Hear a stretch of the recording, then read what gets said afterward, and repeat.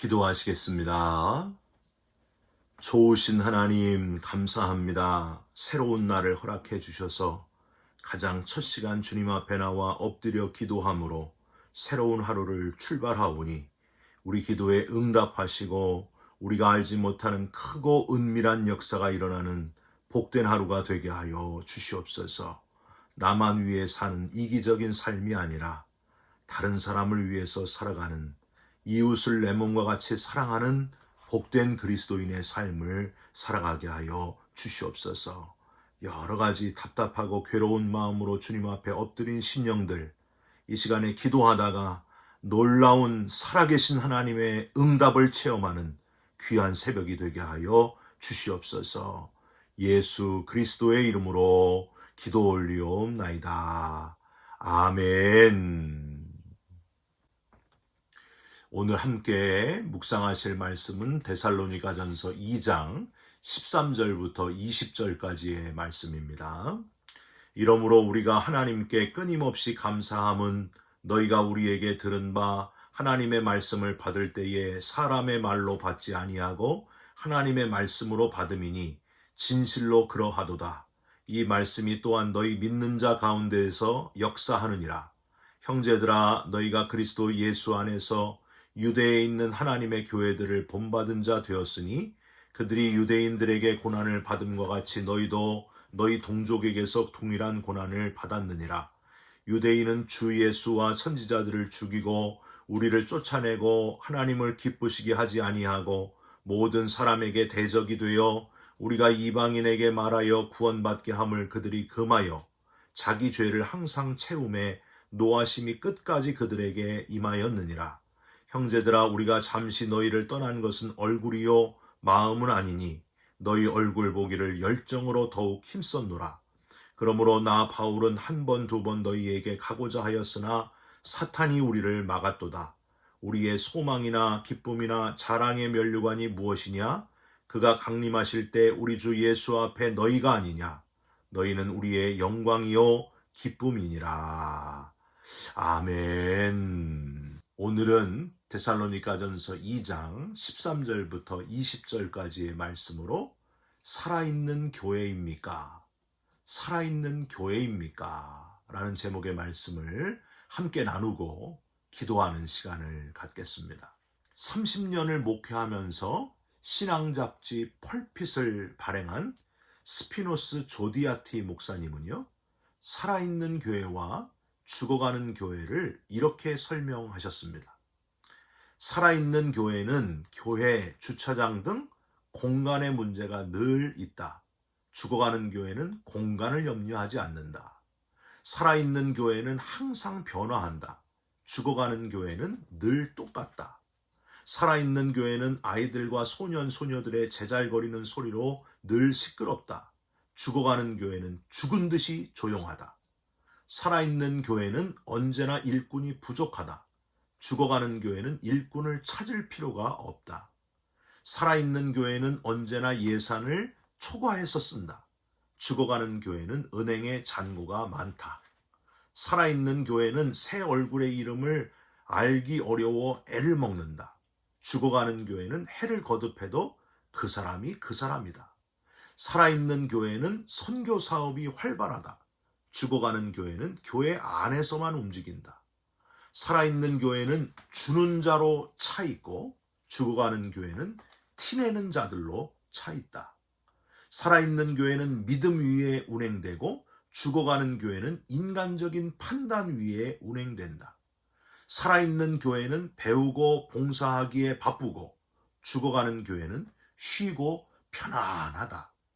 살아있는 교회는 활발히 전도를 하고 죽어가는 교회는 점점 굳어가서 석회화가 된다. 우리 교회는 살아있는 교회인가? 죽어가는 교회인가? 사랑하는 성도 여러분, 저와 여러분이 신앙생활하는 교회가 살아있는 교회입니까? 아니면 죽어가는 교회입니까? 소망하기는 죽어가는 교회는 점점 없어지고 살아 움직이는 교회, 살아있는 교회가 점점 늘어나게 되시기를 주님의 이름으로 축원드립니다. 우리는 어제 새벽에요, 바울이 데살로니가에서 전도하면서 세웠던 전도의 원칙들을 함께 살펴보았습니다.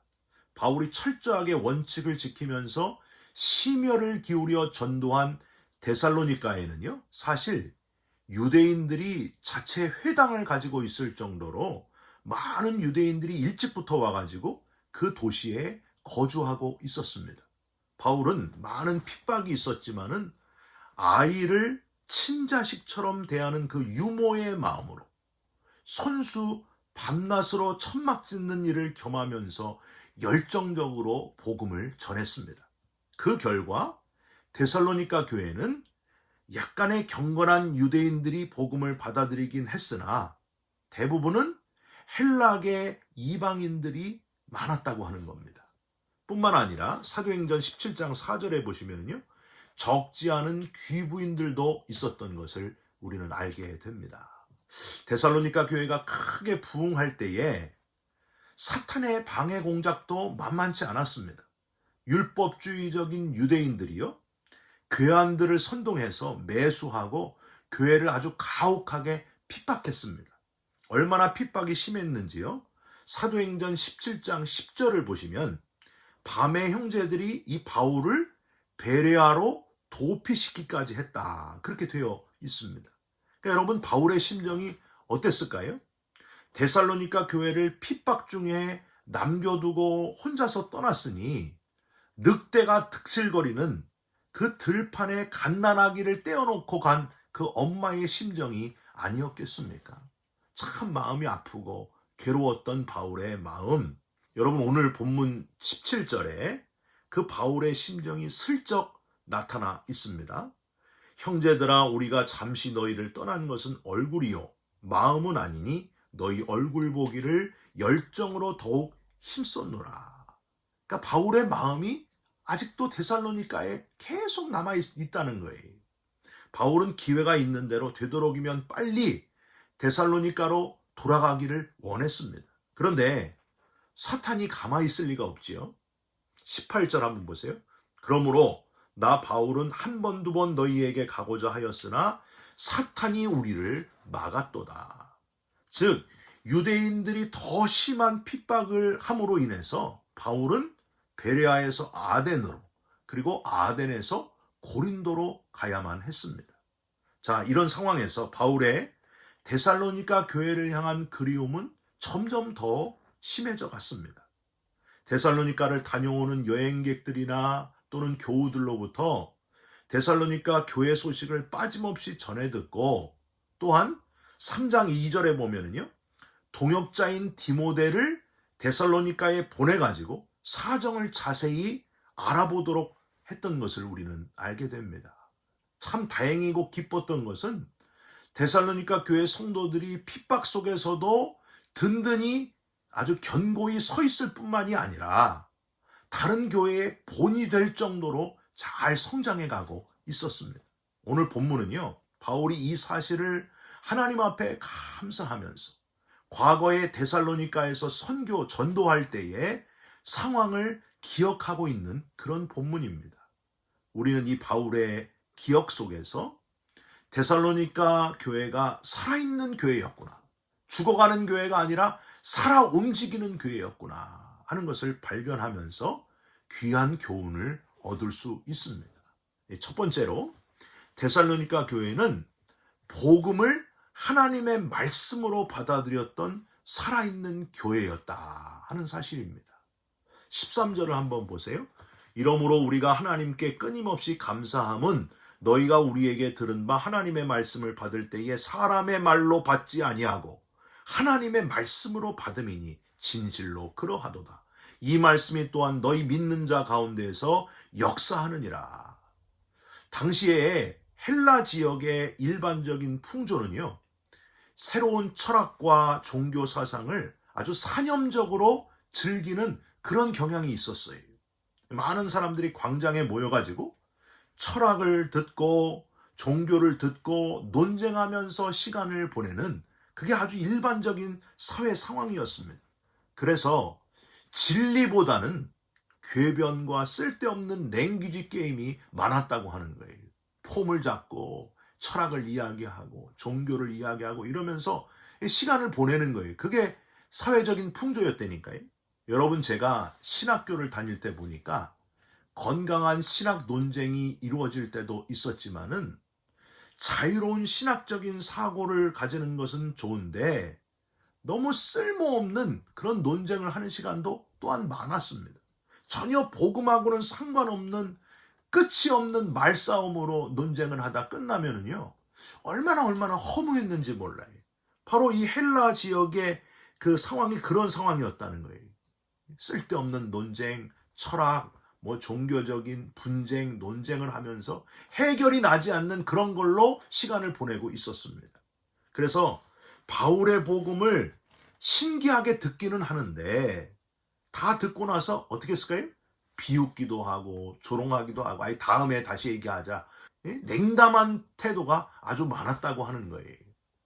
이런 사회적 풍조와는 다르게 데살로니가의 성도들은 바울과 사도들이 전한 복음을 사람의 말로 받지 않고 진짜 하나님의 말씀으로, 하나님이 내게 하시는 말씀으로 아멘으로 받아들였다고 하는 겁니다.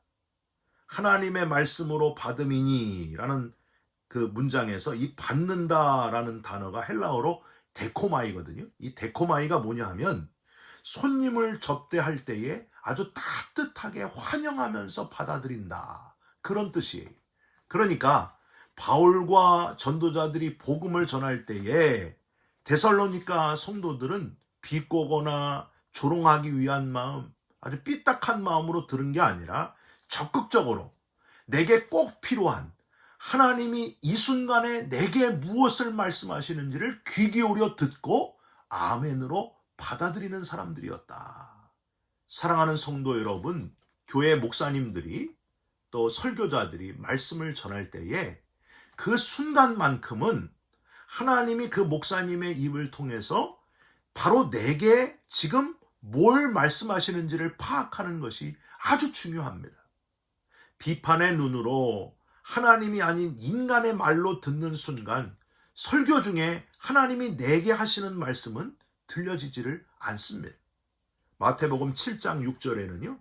너희 진주를 돼지 앞에 던지지 말라, 그런 말씀이 있어요.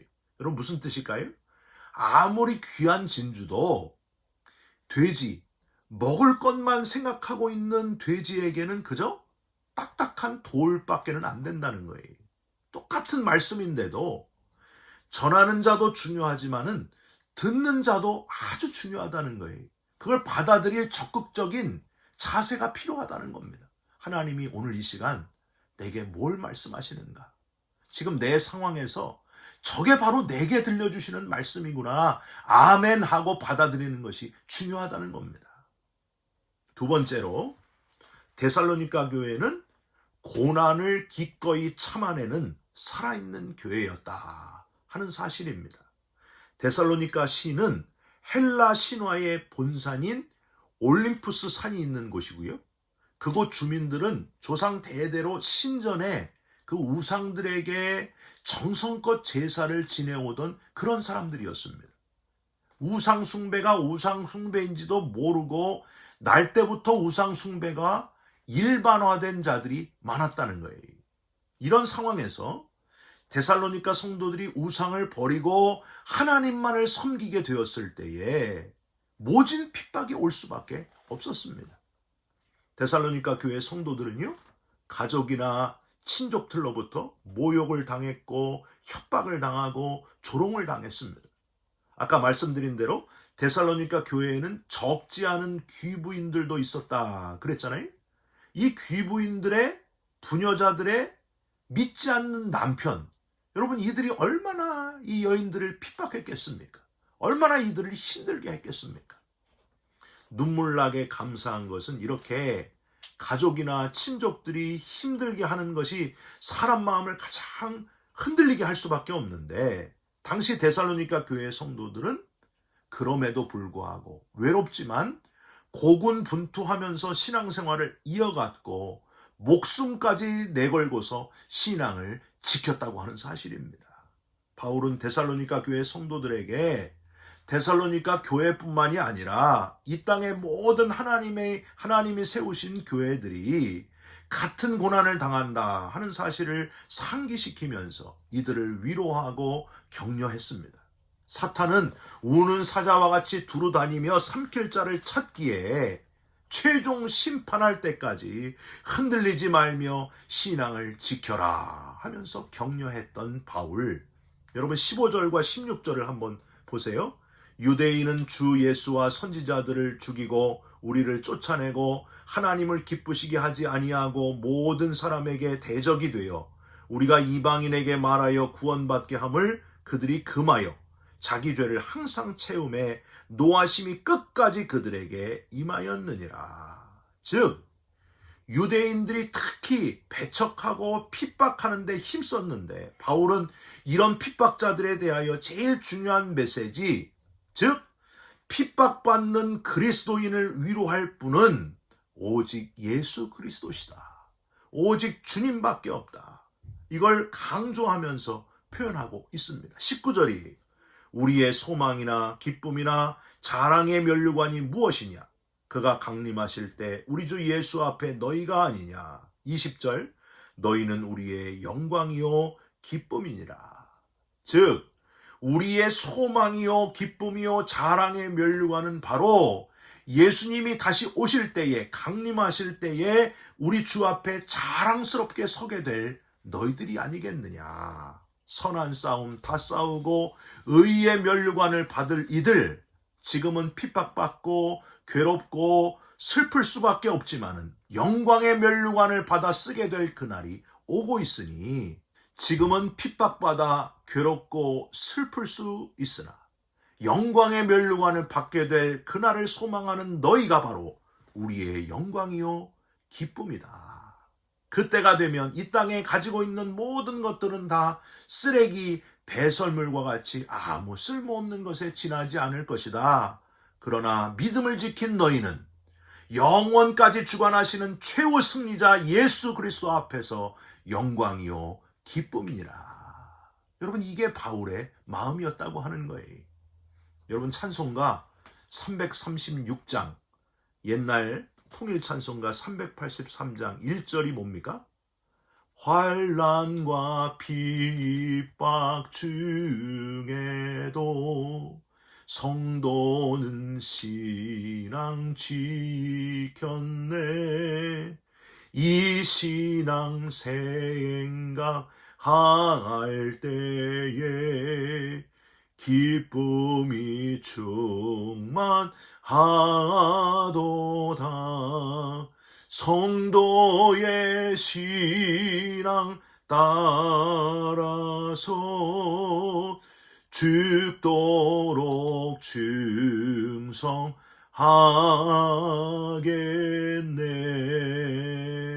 아멘. 사랑하는 성도 여러분, 나팔 불 때 불려질 저와 여러분의 이름을 기대하면서 어떠한 핍박이나 환난에도 흔들리지 않는 견고한 그리스도인, 살아있는 그리스도인, 저와 여러분들이 다 그런 성도들이 되시기를 주님의 이름으로 축원드립니다. 기도하겠습니다. 하나님, 살아있는 교회, 살아있는 그리스도인 되기를 원합니다. 하나님의 말씀이 너무 넘쳐나는 이 시대에 하나님의 말씀을 바로 내게 주시는 말씀으로 받아들이는, 복음을 하나님의 말씀으로 받아들이는 우리 모두가 되게 하여 주시옵소서. 고난을 기꺼이 감내하면서 견뎌내게 하시고 주 예수 앞에 영광의 면류관을 쓰는 성도들이 다 되게 하여 주시옵소서. 그날이 곧 오게 될 줄 믿습니다. 영광의 면류관을 다 받게 하여 주시옵소서. 예수 그리스도의 이름으로 기도 올리옵나이다. 아멘. 하늘에 계신 우리 아버지여, 이름이 거룩히 여김을 받으시오며 나라가 임하시오며 뜻이 하늘에서 이룬 것 같이 땅에서도 이루어지이다. 오늘 우리에게 일용할 양식을 주옵시고 우리가 우리에게 죄진 자를 사하여 준 것 같이 우리 죄를 사하여 주옵시고 우리를 시험에 들게 하지 마옵시고 다만 악에서 구하옵소서. 나라와 권세와 영광이 아버지께 영원히 있사옵나이다. 아멘.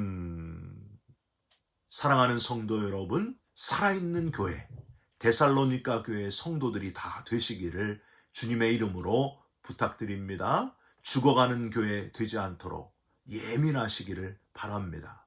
여러분 사랑합니다. 축복합니다. 감사합니다.